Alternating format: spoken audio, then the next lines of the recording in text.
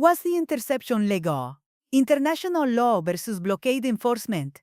Have you ever noticed how your brain locks onto conflict? When nations clash, when rights are questioned, when humanity itself feels tested, your nervous system doesn't just observe, it reacts. The amygdala, that small almond-shaped structure deep in your brain, interprets danger, even if the battle is happening oceans away.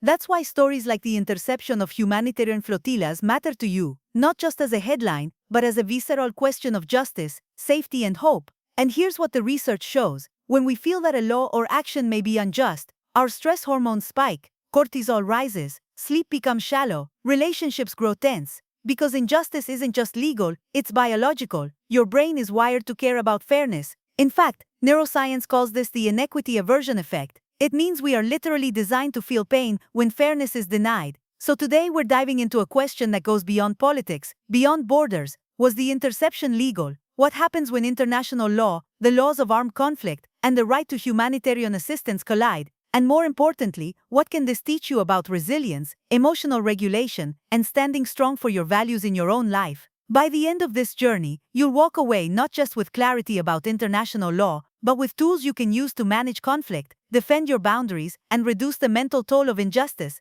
Because the way nations act on the high seas isn't so different from the battles you face in your daily relationships and pursuits. 6 key points outline: renowned conflict, why justice matters to your nervous system, explore how the human brain reacts to perceived injustice, and why international disputes trigger stress responses similar to personal conflicts. Tool, a breathing protocol to calm your amygdala when you feel wronged. Blockade enforcement and maritime law, the legal battlefield of the seas, break down the international laws that govern blockades and naval interceptions. Tool, a mental framework to separate fact from fear when you're overwhelmed by complex or polarizing debates. ETA. If this insight is helping you, consider subscribing. There's more where this came from. Humanitarian assistance versus national security, the neuroscience of moral tension. Show how the brain processes moral dilemmas. Ventromedial prefrontal cortex studies, and compare Israel's blockade claims with the flotilla's humanitarian mission. Tool, a journaling exercise to strengthen clarity when your values feel pulled in opposite directions. The role of experts, law, ethics, and human rights perspectives. Weave in expert voices, international law scholars, UN reports, human rights organizations. Tool, perspective shifting, training your brain to evaluate issues through multiple credible lenses. ETA, gentle reminder to like and share for more science-based clarity on tough topics. From courtrooms to cortisol, why international law feels personal. Explain how legal disputes abroad can raise stress hormones at home. Tool, a simple protocol, evening digital fast to reduce stress from news overload. Turning global conflict into personal growth. Show how understanding international law can teach resilience, boundary setting, and courageous communication. Tool, a conflict reframe practice, transforming frustration into purposeful action in your relationships, health, and work. The interception, law, blockades, and the mind's first question. Let's start with the scene itself. A flotilla, carrying humanitarian supplies, sails toward a blockaded coast. The ships are intercepted. To some, this act is a necessary enforcement of security. To others, it is a violation of international law and human dignity. Immediately, a clash of narratives unfolds. On one side, the argument of sovereignty, defense, and legality. On the other, the argument of human rights, compassion, and justice. This is not just an international legal debate, it is also a psychological one. Because when we hear about such an event, the very first question your brain asks is not legal, but primal. Was this fair? And here's the fascinating part. The human brain is wired to judge fairness before it understands legality. Studies using functional MRI scans show that when people witness unfair behavior, the anterior insula, the same region activated by disgust, lights up. This means our minds treat injustice as something physically contaminating, even before we process the facts. So, when you heard about the flotilla interception, whether from the news, social media, or a conversation, your brain made a rapid, unconscious calculation, safe or unsafe, just or unjust. And that first perception shaped everything you thought afterward. But then comes the law. International law on the high seas is complex. Blockades, under certain conditions, can be legal, yet humanitarian access is also protected. That tension between rules of war and rules of humanity mirrors a deeper tension we all face. Do we prioritize security or compassion? Do we protect the letter of the law or the spirit of justice? This is why the interception debate matters far beyond politics. It's a mirror of how your mind works in everyday conflict. At work, at home, or even in traffic, you constantly weigh the same balance, enforcing boundaries versus allowing compassion. Here's the takeaway for you. Every conflict in your life has both a legal dimension, rules, agreements, boundaries, and a human dimension, empathy, fairness, values. Ignoring either side leads to escalation, integrating both leads to clarity. So, as we move into the neuroscience, the psychology, and the practical tools, remember, the flotilla interception is not just a story of ships and laws. It's a story of the human brain navigating conflict, a story that repeats itself in your own daily life.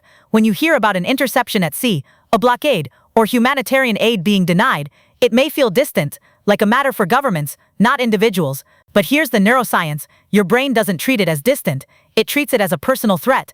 Studies in neuroscience, like those from UCLA on the fairness principle, show that when people witness unfairness, the anterior insula lights up. That's the same brain region activated when you experience physical pain. In other words, injustice doesn't just frustrate you, your brain hurts. Think about that. The conflict between Israel's blockade enforcement and the flotilla's attempt to deliver aid isn't just about ships and seas. It taps into one of the deepest wiring patterns of your nervous system, the demand for fairness. That's why we care so deeply when aid meant for civilians is stopped, and why we debate endlessly about whether such actions are legal under international law. Now, let's anchor this to your own life. Have you ever been in a situation where you felt your voice didn't matter? Maybe at work, where a decision was made without your input, or at home, where your needs were dismissed. That sharp sting of "this isn't fair" is your nervous system reacting exactly as it would if you were on that flotilla. Here's what the research shows. When injustice is perceived, cortisol, your body's primary stress hormone, rises. Long-term, high cortisol levels erode sleep quality, lower focus, and even impair immune health. Which means unresolved perceptions of unfairness don't just create mental stress, they physically weaken you. So what do you do with this knowledge? A simple tool to apply is what neuroscientists call physiological sighing. It's a natural double inhale through the nose, followed by a long exhale through the mouth. Research from Stanford's Andrew Huberman lab shows this activates the parasympathetic nervous system, the system that calms stress and restores balance. The next time you read a headline that stirs anger or face a personal conflict that feels unjust, try this. Inhale deeply, take a second shorter inhale, then exhale long and slow. Do this 3 times. It's like resetting the alarm bells in your brain. And here's where it connects to our bigger theme. International law exists to regulate conflict between nations, to keep the storm of injustice from overwhelming our shared nervous system as humanity. You may not command naval fleets, but you do command your nervous system, and learning to regulate it in the face of conflict is one of the most powerful skills you can develop. So, before we dive into the legality of blockades and maritime law, pause and remember this. Justice begins in the brain, and the more you learn to regulate your response to conflict, the stronger and clearer you become in the face of life's battles. When 2 ships meet at sea, one carrying aid, the other enforcing a blockade, the clash isn't just about wood, steel, or cargo, it's about rules that govern the oceans themselves. Rules that can mean the difference between lawful enforcement and unlawful aggression. Here's the framework. Under international maritime law, specifically the San Remo Manual and the UN Convention on the Law of the Sea, nations can impose blockades during armed conflict, but only under strict conditions. A blockade must be declared, effective, and not aimed at starving civilians or denying them humanitarian assistance. That's the legal battlefield. On one side, Israel claims its blockade of Gaza is a legitimate act of self-defense. On the other side, humanitarian groups argue that intercepting flotillas delivering medical aid and food violates the very laws meant to protect civilians. Now, why does this matter to your brain, to your body, to your daily performance? Because this is the same mental challenge you face in your own conflicts, separating fact from fear. Have you noticed how easy it is to get swept up in emotional narratives, whether it's a family argument, a workplace debate, or a headline? Your amygdala thrives on drama, but your prefrontal cortex, the part of your brain responsible for logic and higher reasoning, is built to cut through the fog. A mental tool you can use here is what I call the 3R framework. Recognize, research, reframe. Recognize when your emotions spike. Pause. Feel the heat of the moment without reacting. Research the facts, not through endless scrolling, but by stepping back and asking, what are the actual rules here? What's the evidence? Reframe the narrative. Instead of "they're against me," shift to "what rulebook is being applied here, and does it serve fairness?" When you do this, you're training your brain to respond like a skilled jurist instead of a panicked spectator. Back at sea, the question remains, was the interception of flotillas legal? Experts are divided. Some point to the San Remo Manual and argue Israel had the right to stop vessels violating the declared blockade. Others, including UN reports and human rights lawyers, argue the blockade itself violates international humanitarian law, and therefore every interception tied to it is unlawful. That tension, legal rights versus moral rights, is exactly the tension you feel in your own life when rules collide with values.